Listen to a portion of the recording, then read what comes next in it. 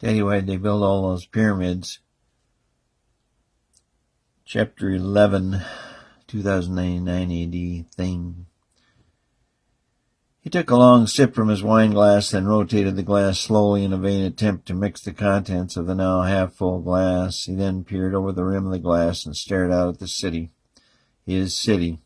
It was peaceful this morning, as Rome always seemed to be, particularly in the spring. Well, it was May, but it had been rainy April, and so it still seemed to be spring. The summer smog odors were not yet present in the cool air. Then stared skyward as he had every morning since becoming Pope 6 years ago. He was young, 44 years old for a pope, but he was Italian, something every pope had been over 60 years. The College of Cardinals had made certain of that after the fiascos of the early 21st century. The vote by the conclave of the College of Cardinals to be Pope was closer than he would have liked, but in the end it came down to the fact that despite his youth, he would likely live through the current world crisis and thus maintain a sense of continuity for the number one church, the number one religion in all the world. The thing, as the press referred to it, had been first noticed in the heavens 20 years ago in 2079 AD. It had steadily moved toward Earth on a collision course, and now in 2099 AD was visible to the naked eye all day and all night long.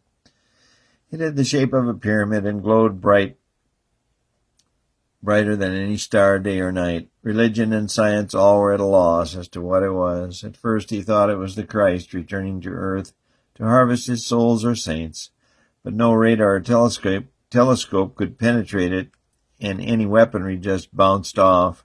Debate was ongoing about sending a nuclear strike, but the U.S. Congress and other international powers could not agree, at least to this point. At its present course and average speed, it would impact the Earth December 25 of this year, 2099, probably in Africa. The most likely projection was that it would hit the Congo, the site of the new Eternal Gardens, and the newest Catholic Church, even larger than his beloved St. Peter's. He had studied earnestly for the last 20 years as Pope. For the last 6 years he had studied even more diligently. He had his most trusted circle of cardinals and advisors sift through the Vatican archives, the Holy Scriptures, in particular the writings of the heretic Galileo, but none of them came up with anything concrete. The press was sure this was some alien craft. Science was just as sure it was a meteor in crystal form made of some impenetrable substance. They projected that when it impacted Earth, the consequences would be devastating to everyone. Nuclear winter would destroy all life. A coalition of all world governments had been formed, and their military arm was readying unprecedented nuclear strikes. Even if it destroyed the meteor, the fallout would likely kill half of the world's population. The debate as to which half should die was ongoing and intense, and likely would not be resolved any time soon.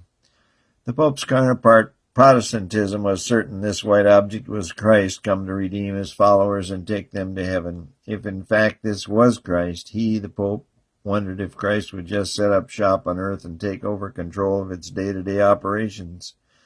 The Protestants were blitzing the airwaves and the internet with renewed zeal. Other religions such as Buddhism and Islam were hailing it as their respective prophet returning.